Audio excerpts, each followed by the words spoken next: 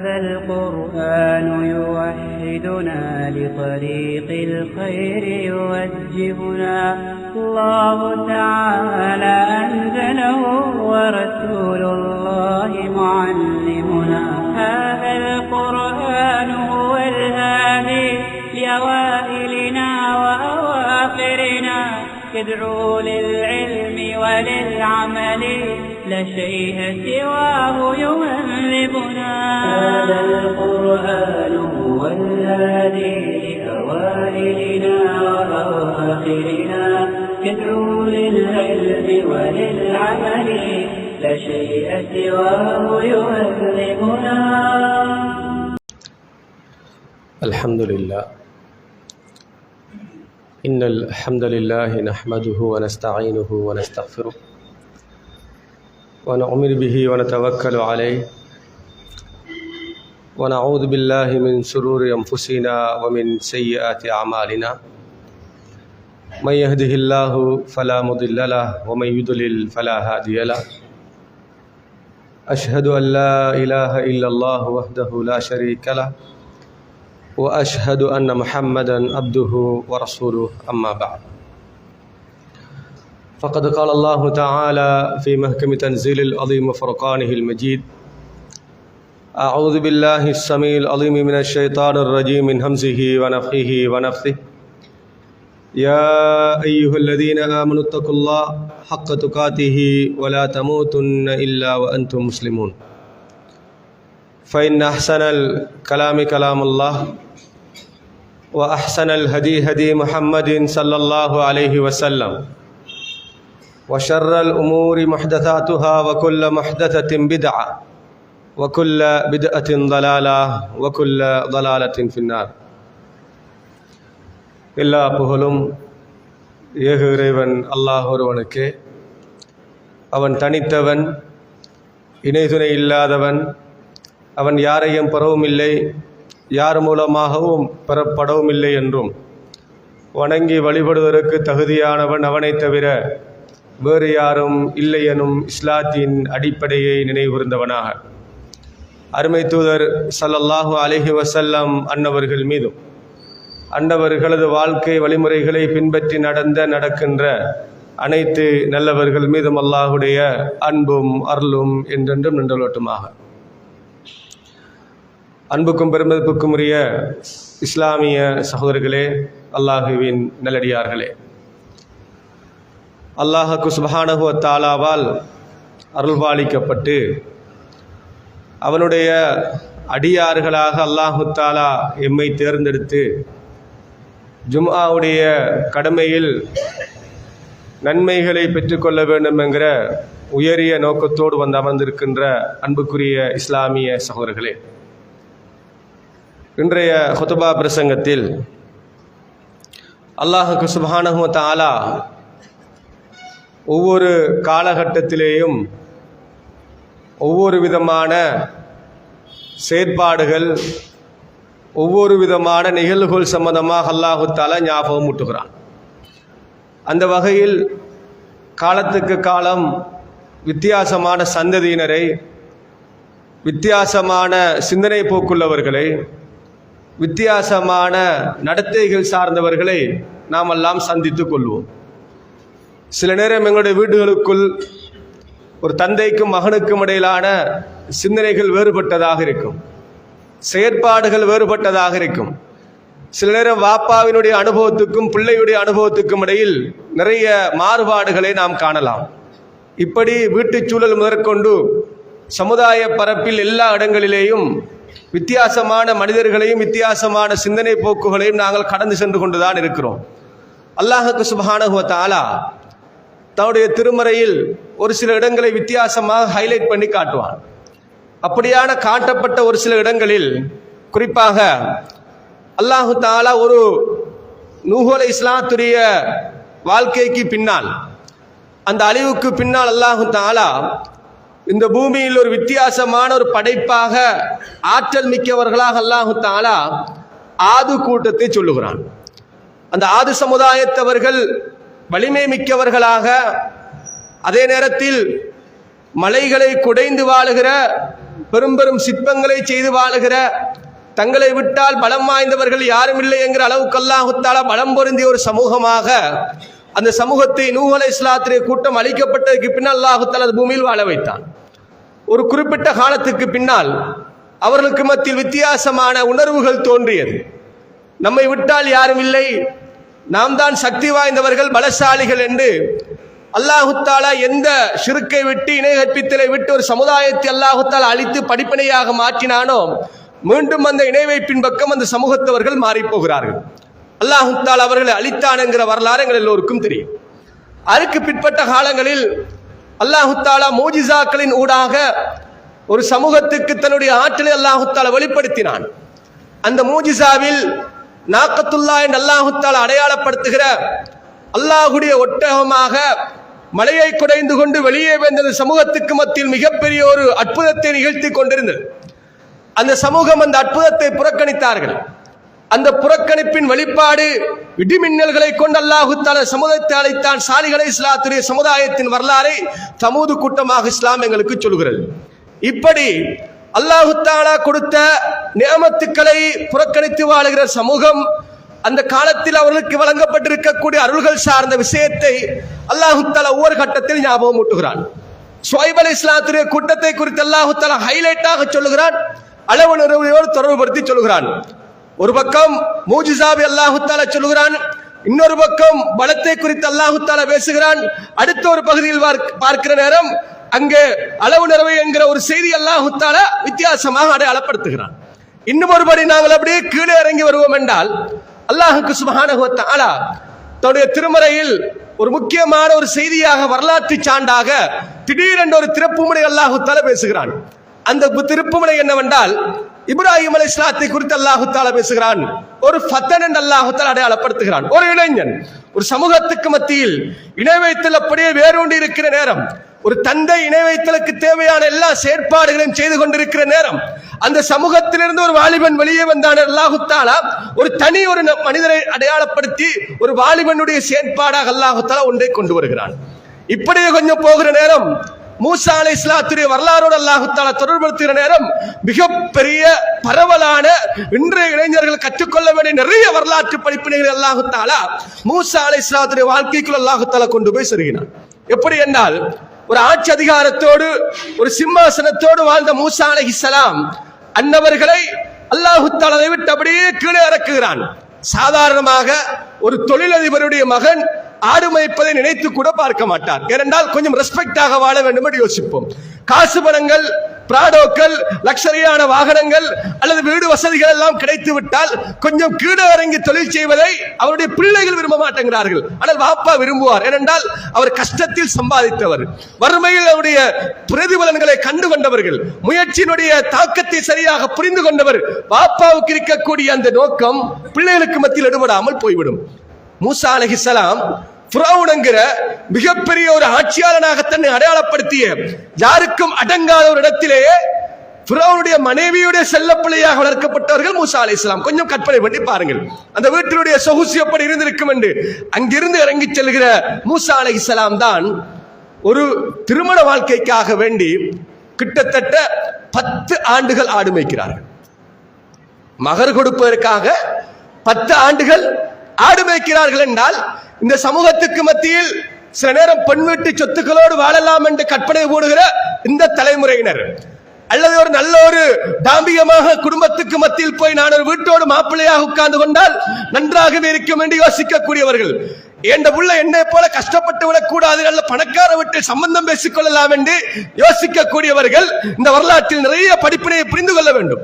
10 ஆண்டுகள் ஒரு மனிதர் பணிவிடைகள் செய்து கஷ்ட நஷ்டங்களை பட்டு, அதுவும் ஆடு மேய்ப்பதை போன்ற ஒவ்வொரு ஆடுகளும் ஒவ்வொரு கோணங்களில் ஓடிக்கொண்டிருக்கும் அந்த ஆடுகளை மேய்த்து மகர் தொகையாக கொடுத்து ஒரு திருமண வாழ்க்கையின் பக்கம் செல்கிறார்கள் என்றால், இதே போன்ற ஒரு கஷ்டமான அர்ப்பணிப்பான வாழ்க்கையை நாங்கள் காண முடியாது.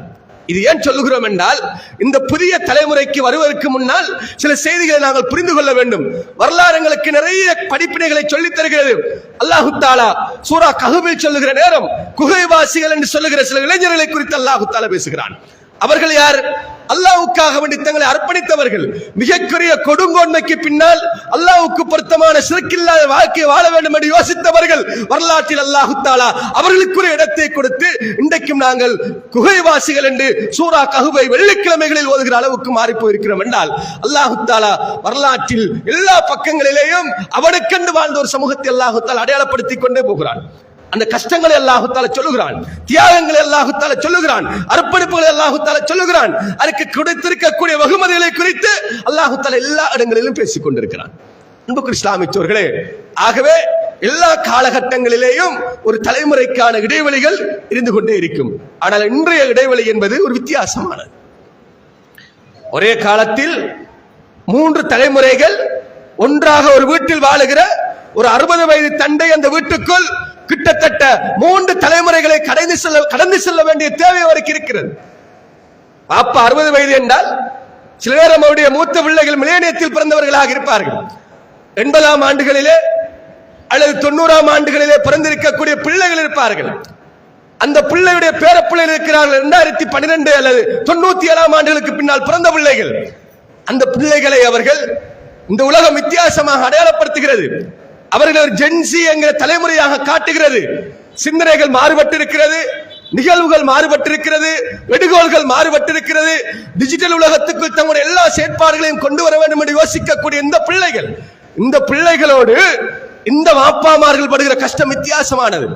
ஒரு காலத்தில் நாங்கள் எல்லாம் ஜமாத்துகளாக கூட்டங்களுக்கு அல்லது மாநாடுகளுக்கு மக்களை எல்லாம் கஷ்டப்பட்டு அழைப்போம்.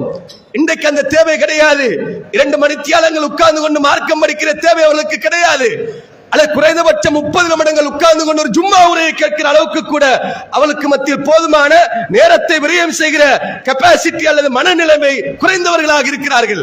ஜஸ்ட் ஒரு 30 செகண்டில் எதை வேண்டுமானாலும் அடைந்து கொள்ளலாம் என்று யோசிக்கக்கூடிய தலைமுறை. இந்த ஜும்மாவில் நீங்கள் திரும்பி பார்க்கலாம், அந்த தலைமுறை இன்னும் அதிகமான வந்து சேரவில்லை.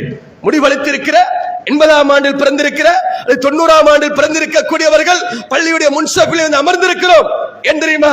அந்த ஆண்டுகளுக்கு பின்னால் அவர்கள் எல்லா விஷயத்தையும் டிஜிட்டல் மயத்தோடு தங்கள் இருக்கக்கூடிய டிஜிட்டல் உலகத்தோடு எல்லாவற்றையும் சேர்த்து பார்க்கக்கூடியவர்கள் என்றால் மிக ஆழமாக நாம் புரிந்து கொள்ள வேண்டும். ஒரு கடினமான ஒரு சமூகத்தோடு ஒரு தந்தையின் போராட்டம் இருக்கிறது. அவர்களால் புரிந்து கொள்ள முடியாத ஒரு சமூகத்தோடு அவருடைய எல்லா செயற்பாடுகளும் இருக்கிறது. அவருடைய கெப்பாசிட்டி எந்த அளவுக்கு என்றால் ஒரு சில நேரம் ஒரு தகவல்களை உள்வாங்குவதற்கு 30 செகண்ட் கூட செலவழிப்பதற்கு விரும்ப மாட்டார்கள். அடுத்த ரீல்ஸ் என்ன என்று தட்டிவிட்டு போவார்கள். ஒரு 30 செகண்டில் எதை சொல்ல வருகிறார்கள் என்பதை பொறுமையாக கேட்பதற்கு கூட முடியாதவர்கள் சில நேரம் அதை அப்படியே தட்டிவிட்டு அடுத்து என்ன என்று பார்க்கக்கூடிய இந்த சந்ததிக்கு மத்தியில் தான் இன்றைக்கு தஅவாவுடைய முகங்களை வித்தியாசமாக கொண்டு செல்ல வேண்டிய தேவை இருக்கிறது. உங்களுக்கு எப்படி குர்ஆன் பாடம் நடத்தலாம், எப்படி ஹதீஸ் பாடம் நடத்தலாம், மார்க்க உபதேசங்கள் எப்படி செய்யலாம், அந்த வீட்டு சூழலில் இஸ்லாமிய சூழலோடு எப்படி கொண்டு வரலாம் என்பதை குறித்து ஆழமாக நாங்கள் யோசிக்க வேண்டும். ஏனென்றால் எங்கள் வீடுகளுக்குள் யாருடைய வீட்டிலேயும் உங்களுடைய கையெழுத்துகளால் எழுதப்பட்ட குர்ஆன் பிரதி எங்கும் கிடையாது. ஏன் தெரியுமா? நாங்கள் அப்டேட் ஆகிற காலத்தில், நாங்கள் வளர்ந்து வருகிற காலத்தில் டிஜிட்டல் மயமான அல்லது பிரிண்ட் அவுட்டோடு சம்பந்தப்பட்ட குர்ஆனோடு சம்பந்தப்பட்டு விட்டோம். குறிப்பாக 2010ஆம் ஆண்டுகளுக்கு பின்னால் பெரும்பான்மையான ஹஜ் உம்ராக்களுக்கு சென்றவர்கள் அல்லது மக்கா மதீனா போன்ற பிரதேசங்களில் வாழ்ந்தவர்கள், அரபு நாடுகளில் தொழில் புரிந்தவர்கள் எல்லோருடைய வீட்டிலேயும் குறைந்தபட்சம் பெண் குர்ஆனாவது இருக்கும். அன்புக்குரிய இஸ்லாமியர்களே, ஏனென்றால் 70இல் பிறந்திருக்கக்கூடிய அல்லது 90க்கு முன்னால் பிறந்திருக்கக்கூடிய எங்களுக்கு பெண் குர்ஆன் தேவைப்படுகிறது. டச் பண்ணி நல்ல காரியோட கிராத் தேவைப்படுகிறது. தஜ்வீத் சட்டங்கள் இருக்கக்கூடிய இடத்தில் அழுத்தி பார்க்க வேண்டும் தேவைப்படுகிறது.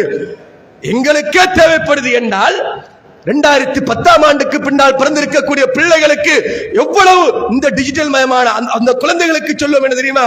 அவர்கள் இந்த ஜெனடிக், அதாவது ஒரு அல்பா ஜெனடிக் என்று சொல்கிறோம், ஜென்சியை தாண்டி இவங்க எல்லாம் என்ன ஏஐ உலகத்துக்குள் பிறந்திருக்கக்கூடிய பிள்ளைகள். இந்த பிள்ளைகளுக்கான தஅவா முயற்சி எப்படி கொண்டு போவது என்று கூட நாங்கள் இன்னும் யோசிக்கவில்லை என்றால் அன்புக்குரிய இஸ்லாமியர்களே, ஏதோ ஒரு இடத்தில் அமானித மோசடி செய்து கொண்டிருக்கிறோம். கொஞ்சம் யோசிச்சு பாருங்க. எல்லாரும் பேரண்ட்ஸ் மீட்டிங் போவோம், ஸ்கூலுக்கு எல்லாரும் போவோம். பெரும்பாலும் பாடசாலைகளில் இன்றைக்கு பேசப்படுகிற கருப்பொருள் ஸ்மார்ட் கிளாஸ் ரூம் ஆக வேண்டும், ஸ்மார்ட் போர்டுகள் தேவை என்று இன்றைக்கு பேசுகிறோம். எங்கேயாவது பள்ளி வாசல்ல கூடிக்கொண்டு குர்ஆன் மர்சாக்கு ஸ்மார்ட் போர்டு வந்து ஒரு ஹசரத் சொல்லி நீங்கள் எல்லாம் அதுக்கு காசு போட்டு சேர்த்திருக்கிறீர்களா? ஆனால் வீட்டில் பெண் குர்ஆன் வைத்திருக்கிறோம். எங்களுக்கு தேவையானவைகளை போனில் உள்ள ஆப்களில் பார்க்க வேண்டும் என்று 80ஆம் ஆண்டு பிறந்திருக்கக்கூடிய 50ஆம் ஆண்டு பிறந்திருக்கக்கூடிய ஆளுக்கு தேவைப்படுது. ஆனால் இந்த பிள்ளைகளுக்கான அந்த முயற்சியை நாங்கள் கொண்டு போய் கொடுக்கிறோம். இல்லை என்றால் காலத்துக்கு காலம் எங்களுடைய அந்த சந்ததியோடு சேர்ந்த ஒரு வளர்ச்சி எங்களுக்கு மத்தியில் அவசியமானது, தவிர்க்க முடியாது. பலகைகளில் நாங்கள் இன்னும் மோதிக்கொண்டிருக்கவில்லை. பெரிய அச்சுக்களில் குர்ஆன் தேவைப்படுகிறது. எங்களுடைய கண்களை ஒருபோதும் டயர்ட் ஆகிவிடக் கூடாது என்கிற அளவுக்கு மாறி போய்விட்டோம். இந்த பிள்ளைகள் இன்னும் பழைய ஓயம் பாசியாளுடைய தாலிம் குர்ஆனைத்தான் ஓதுகிற அளவுக்கு வந்தால் குர்ஆன் மதரசா அவர்களுக்கு எரிச்சல் ஊட்டிக் கொண்டுதான் இருக்கும். குர்ஆனிய கற்கைகள் அவர்களை ஏற்றுக்கொள்ளக்கூடிய மனநிலை அவளுக்கு மத்தியில் இல்லாமல் போய்விடும் என்கிற செய்தியை ஒரு வீட்டு சூழல் எப்போது நாங்கள் புரிந்து கொள்கிறோமோ அப்போது இந்த சமூகத்தையும் இந்த குர்ஆனிய சூழலுக்குள் கொண்டு வந்து சேர்ப்பித்து விடலாம். அன்பு இஸ்லாமியர்களே, நாங்கள் எல்லாம் கூட்டங்களை குறித்து தான் பேசுவோம். அவர்கள் அதை குறித்து பேசுவதற்கு டைம் இல்லை. அவர்கள் மீட்டிங்கில் இல்ல, இப்ப மீட் அப்பில் இருந்து கொண்டிருக்கிறார்கள். ஒரு மீட்டிங் என்றால் ஒரு தலைப்பை போடுவோம், உட்காருவோம், மணிக்கணக்கில் மசூரா செய்வோம், கலந்தாலோசிப்போம், ஒரு முடிவினைக்கு சிலருக்கு யோசிப்போம். இந்த தலைமுறை அப்படி அல்ல. எல்லோரும் ஒரு இடத்தில் நாங்கள் எதிர்பார்ப்பதை விட அதிகமாக கூடுவார்கள்.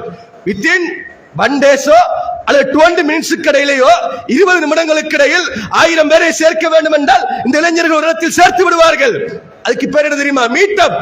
என்ன பேசுகிறார்கள், என்ன கதைக்கிறார்கள் என்றால் சேர்ந்தார்கள், கூடினார்கள், செல்வி எடுத்தார்கள், அப்லோட் பண்ணினார்கள், போய்விட்டார்கள். நாம இதற்கு மீட்டிங் போட்டோம் தெரியுமா?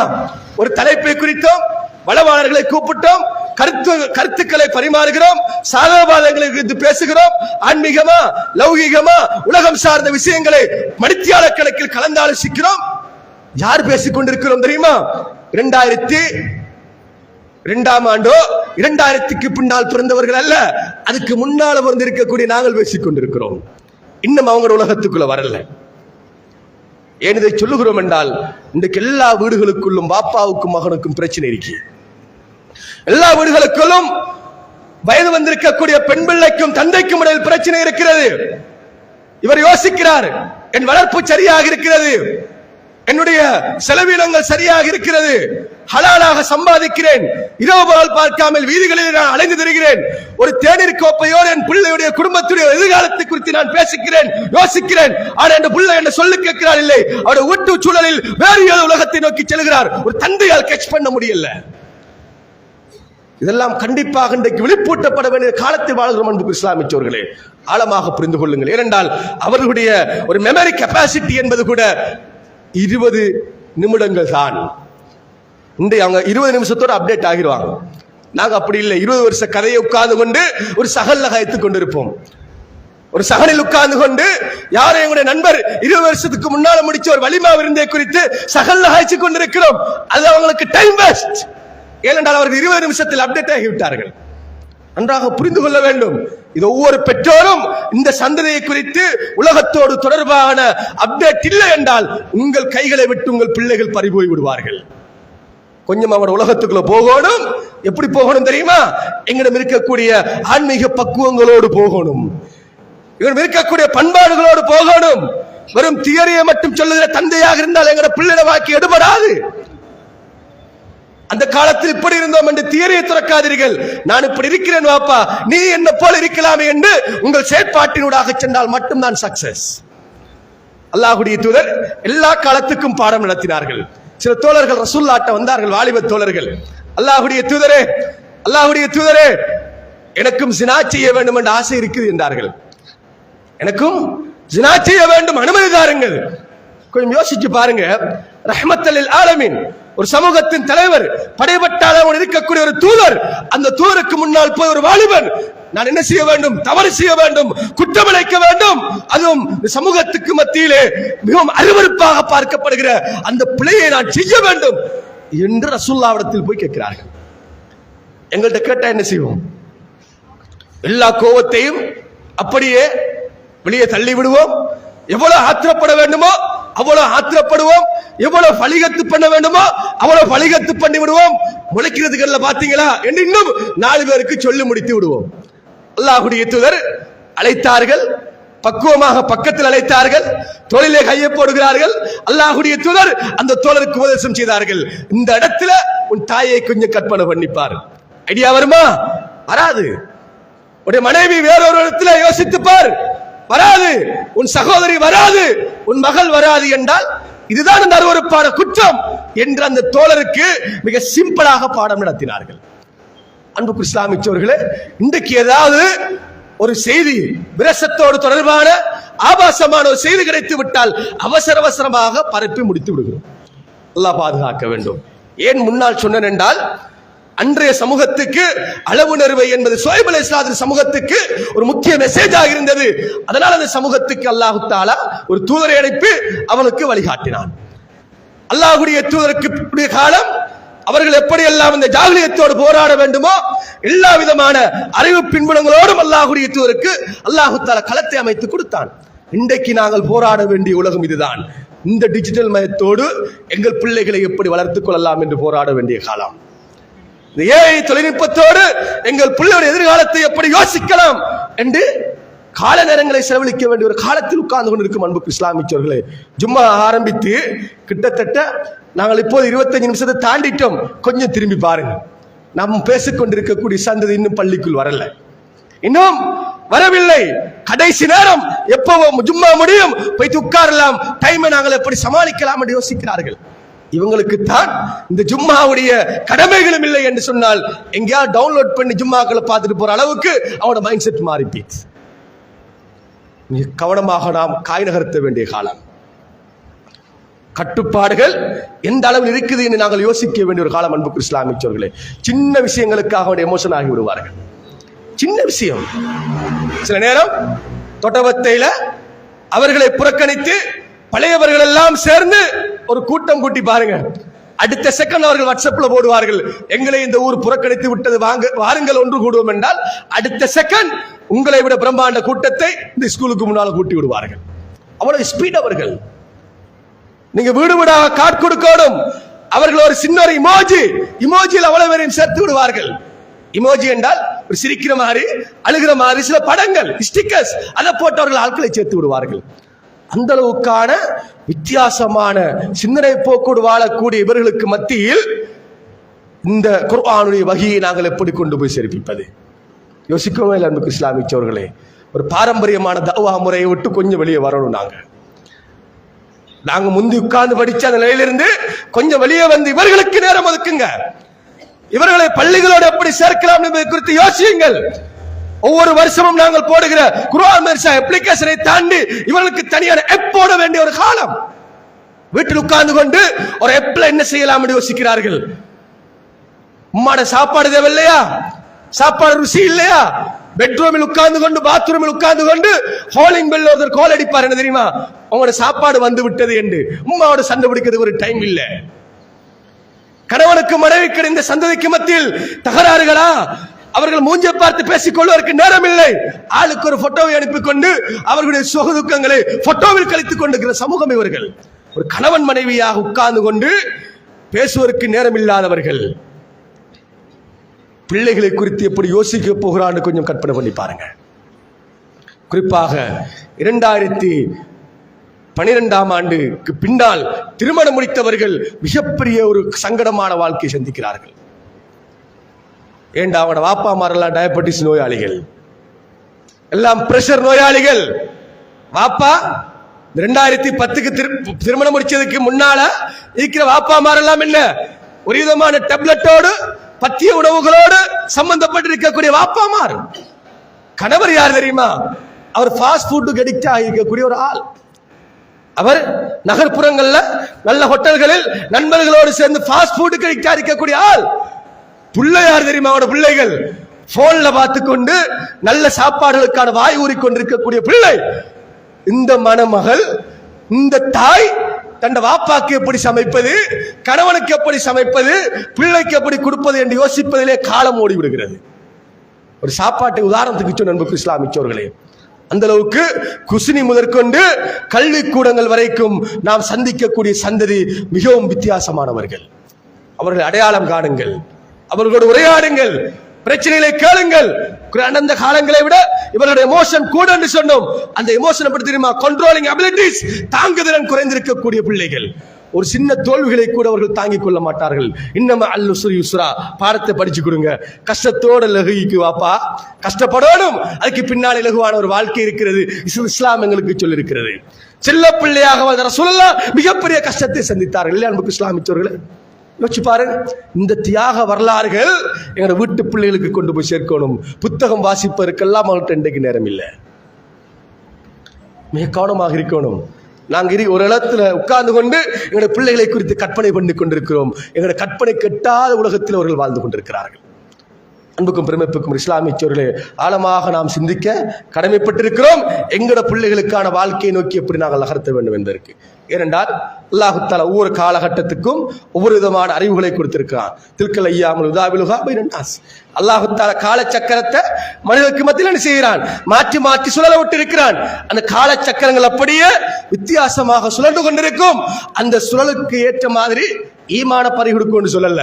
அதனால முன்னுக்கு என்ன 3 சந்ததியின் வரலாறு சொன்னோம். அவர்கள் ஈமானை பறிகொடுத்ததனால் அந்த காலத்தில் அவர்களுக்கு கொடுக்கப்பட்டிருக்கக்கூடிய சக்திகளையும் ஆற்றல்களையும் பிழையாக பயன்படுத்தியனால் அல்லாஹு தஆலா சமூகத்துக்குரிய தண்டனையை கொடுத்தான் என்பது வேறு வரலாறு. ஆனால் அதை தாண்டி வாழக்கூடிய நாம் எங்களுக்கு மத்தியில் எப்படியான ஒரு வரலாற்றை நோக்கி செல்ல வேண்டும் என்று யோசித்து பாருங்கள்.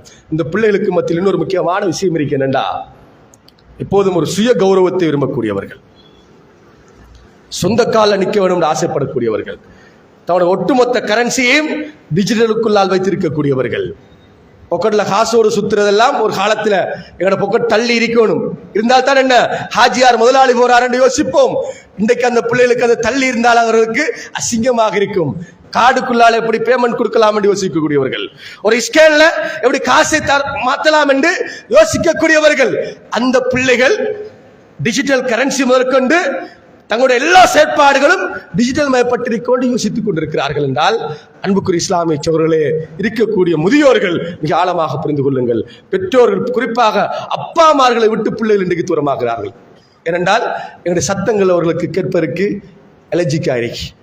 எங்களுடைய கோபங்களை அவர்களை தாங்கிக் கொள்வதற்குரிய சக்தி அவர்களுக்கு மத்தியில் இல்லை. அவருடைய வாழ்க்கை சுமை வித்தியாசமாக இருக்கிறது. அவசரமாக எப்படி சம்பாதிக்கலாம் என்று யோசித்துக் கொண்டிருக்கிறார்கள். ஆனால் யாருக்கும் அவர்கள் அடங்க மாட்டார்கள். வெளிப்படையான ஒரு வாழ்க்கையை நோக்கி அவர்கள் ஓடிக்கொண்டிருக்கிறார்கள். நன்றாக புரிந்து கொள்ள வேண்டும். நாம் எந்த வாழ்க்கையை நோக்கி ஓடினாலும், எந்த வாழ்க்கையை நோக்கி ஓடினாலும் நாம் திரும்புகிற ஒரு இடம் இருக்கிறது. அந்த இடம்தான் அல்லாஹுவை திருப்திப்படுத்துகிற இடம். அல்லாஹுவை திருப்திப்படுத்தவில்லை என்றால், ஃபிரௌனுக்கு அல்லாஹு தஆலா கொடுக்காத ஒரு வளத்தை அல்லாஹ் எங்களுக்கு யாருக்கும் தரல. சுலைமான் அலைஹிஸ்ஸலாத்துக்கு அல்லாஹு தஆலா கொடுத்த அற்புதங்கள்ல, சுலைமான் அலைஹிஸ்ஸலாத்துக்கு அல்லாஹு தஆலா கொடுத்திருக்கக்கூடிய அருள்களிலிருந்து ஒரு துளி அளவு கூட அல்லாஹு தஆலா எங்களுக்கு இன்னும் தரல. ஒரு பக்கம் அல்லாஹ்வுக்கு நன்றி கட்டு வாழ்ந்த ஒரு ஃபிரௌனை அல்லாஹு தஆலா அளித்த ஒரு வரலாறு தனியாக பேசுகிறது. ஃபிரௌனையும் தாண்டி உலகத்தில் மூச்சு விடுகிற அத்தனையும் தன்னை கண்ட்ரோலில் இருக்க வேண்டும் என்று ஆசைப்பட்ட சுலைமான் அலைஹிஸ்ஸலாத்துக்கு அல்லாஹ் தஆலா கொடுத்த அருள் இருக்குது. அந்த அருளுக்கு அவர்கள் செய்த நியமத்துக்கு நன்றி தெரிவித்தார்கள். அல்லாஹ்விடத்தில் மீண்டார்கள், தக்பீர் சொன்னார்கள், தஸ்பீஹ் சொன்னார்கள், தஹ்மீத் சொன்னார்கள். அல்லாஹ்விடத்தில் எப்படியெல்லாம் தன்னுடைய அடிமைத்தனத்தை நிரூபிக்க முடியுமோ எல்லா விதத்திலும் அடிமைத்தனத்தை நிரூபித்தார்கள். அல்லாஹ் தஆலா அவருக்கு கொடுத்த சிறப்பு அப்துல்லா. அவர் யார்? அல்லாஹ்வுடைய அடிமை, அப்துல் சாலிஹ். அல்லாஹ் தஆலா கொடுத்தவர் என்ன? என்னுடைய சாலிகான அடிமை. அல்லாஹ் தஆலா கொடுத்தான் என்றால் எல்லா நியமத்துக்களையும் கொடுத்து போட்டு பறவைகள் பேசினால் கேட்க வேண்டும். இன்றைக்கு எங்கட கையில ஒரு ஃபேனை திருப்புவதற்கு பிள்ளைகள் ரிமோட்ல சண்டை பிடிக்கிற காலம். அன்றைக்கு அவருக்கு அது பிரச்சனை இல்ல. அல்லாஹ் தஆலா சொல்கிறான், காற்றை வசப்படுத்தி கொடுத்தோம், அவங்க தீர்மானிக்கணும் காத்து எந்த பக்கம் வீசணும் என்று. அப்படியெல்லாம் அல்லாஹ் தஆலா அருளை யாருக்கு கொடுத்தான் தெரியுமா? சுலைமான் அலைஹிஸ்ஸலாத்துக்கு கொடுத்தான். அந்த சுலைமான் அலைஹிஸ்ஸலாம் நன்றியோடு வாழ்ந்தார்கள் என்றால் அதை தாண்டி அல்லாஹ் எங்களுக்கு பெருசா எதுவும் தரல. குறிப்பாக இந்த ஜென்சி, நீங்கள் பலமிக்கவர்கள் தான். உங்கள் உலகத்தில் யாரும் அல்ல முதியவர்கள் நுழையாத அளவுக்கு நீங்கள் ஒரு சேஃபாக வாழுகிறீர்கள். ஒரு தனி அறைக்குள் உட்கார்ந்து கொண்டு எல்லா பிள்ளைகளுக்கும் நீங்கள் துணை போகக்கூடியவர்களா மாறி போயிருங்க. உங்களுடைய எமோஷனை யாராலும் கட்டுப்படுத்த முடியாத அளவுக்கு வித்தியாசமான எமோஷனல் லைஃப்ல வாழ்றீங்க.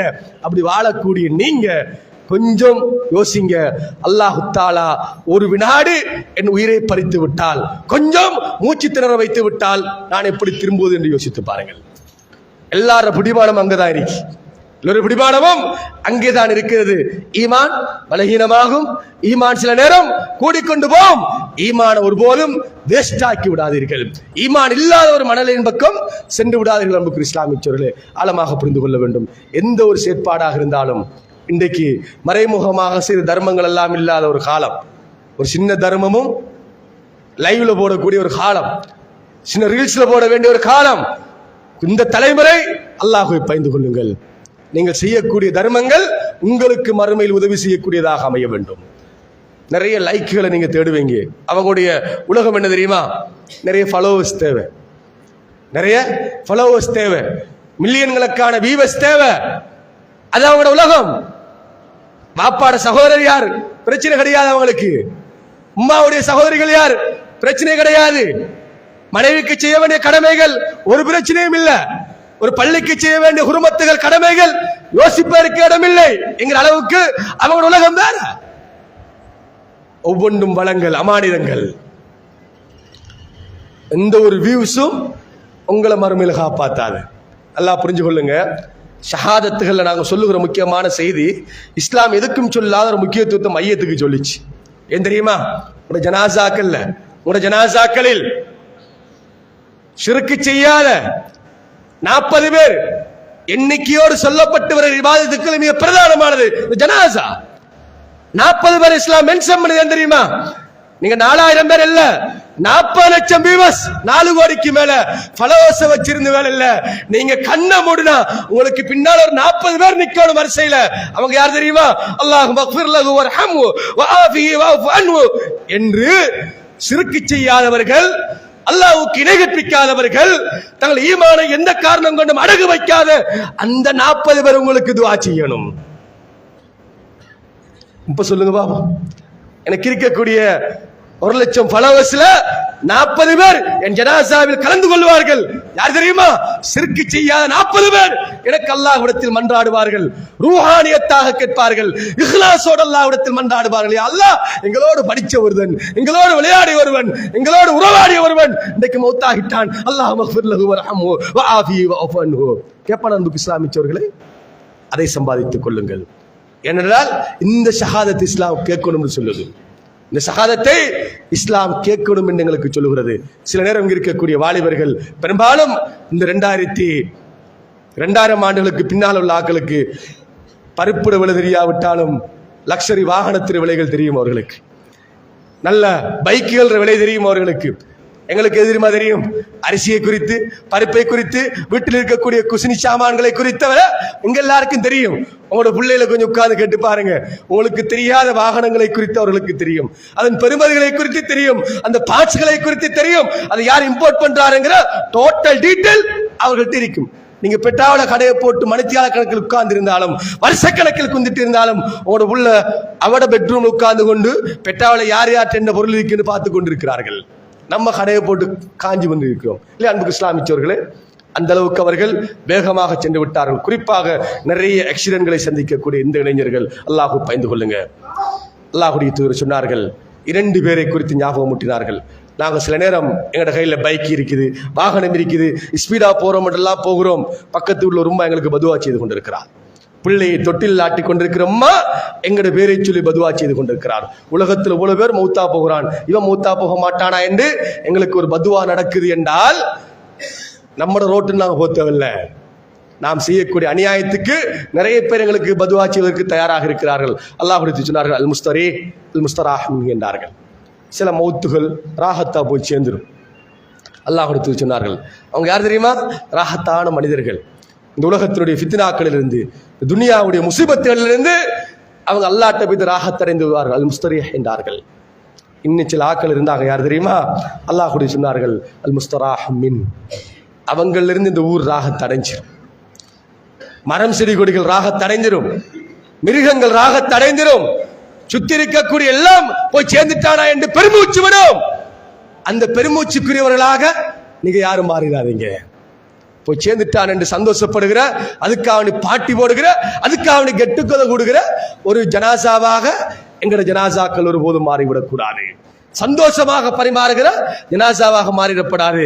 எங்களுக்கும் 4 பேர் ஷிர்க் செய்ய அவர்கள் கண்ணீர் வடிக்கின்ற, துஆ கேட்கின்ற, தனிமையில் மன்றாடுகிற அந்த பாக்கியம் உள்ளவர்களாக நான் நீங்கள் மாற வேண்டும். வல்ல ரஹ்மான் எனக்கும் உங்களுக்கும் அருள்பாலிக்க போதுமான.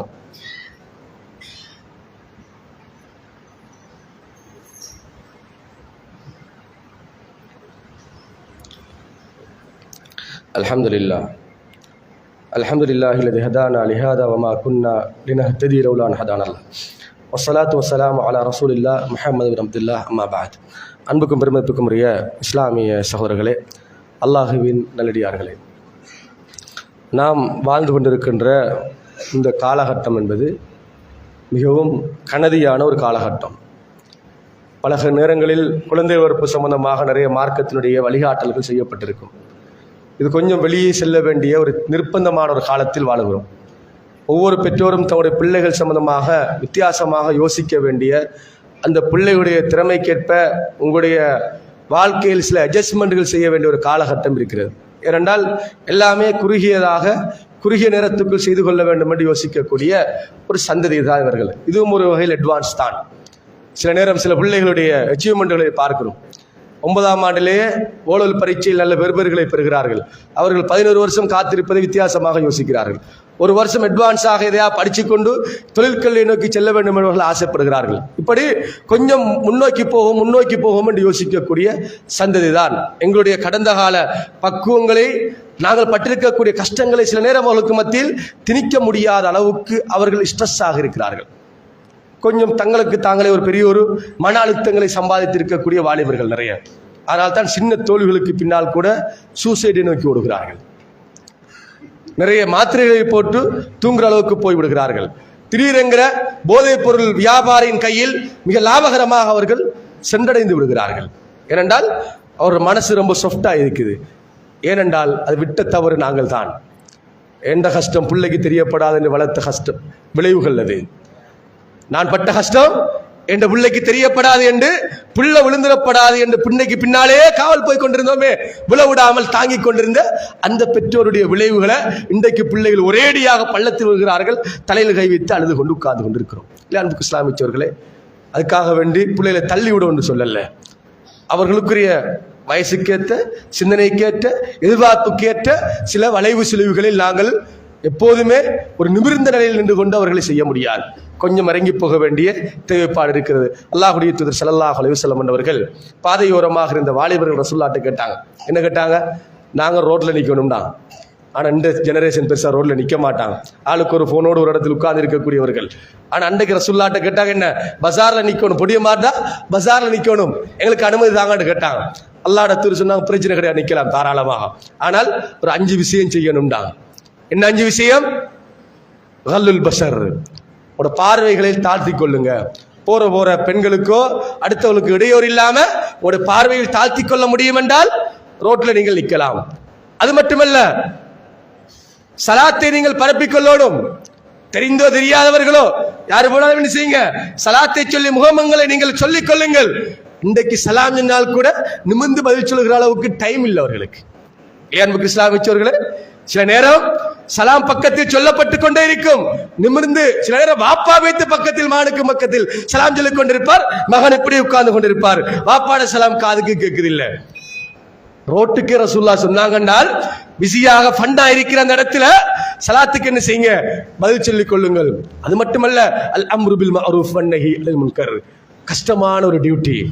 ரோட்டில் நின்றுங்கண்டால் நன்மை ஏவுங்கள், தீமையை தடுத்துக் கொண்டிருங்க. உங்களால முடியுமா, ரோட்டுக்கு போங்க என்றார்கள்.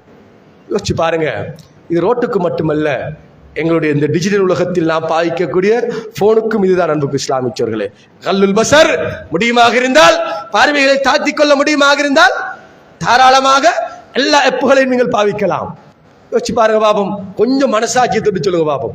5 நேரம் தொழுகிற ஒரு வாலிபர், நான் ஒரு சோசியல் மீடியாவில், ஒரு இன்ஸ்டாவிலேயோ டிக்டாக்லயோ என்ற பார்வையை தாழ்த்தி கொண்டுதான் என்னுடைய கடமைகளை செய்கிறேன் சொல்லுகிற ஒரு வாலிபர், அல்லாஹ் பயந்து சொல்லுங்க. ரோட்டுக்கு மட்டும் சொல்லல, எல்லா காலத்துக்கும் எல்லா நேரத்துக்கும் பொருத்தமான உபதேசம் தான். எங்களுக்கு சொல்லப்படுகிற அறிவுறுத்தல்களை நான் அல் அம்ரு பில் மஅரூஃப் வன்னஹி அனில் முன்கர், நன்மை ஏவப்படுகிறது, தீமை தடுக்கப்படுகிறது, அதுக்கும் கொஞ்சம் காது கொடுக்கிறேன். என்று சொல்லக்கூடிய ஆட்கள் இல்லை. அன்புக்கு இஸ்லாமியர்களே, மிக கவனமாக இருக்கணும். 3 விஷயம் இருந்தால் வெற்றி அடைந்து விடுவோம். ஒன்று, தக்குவா மிக முக்கியமானது.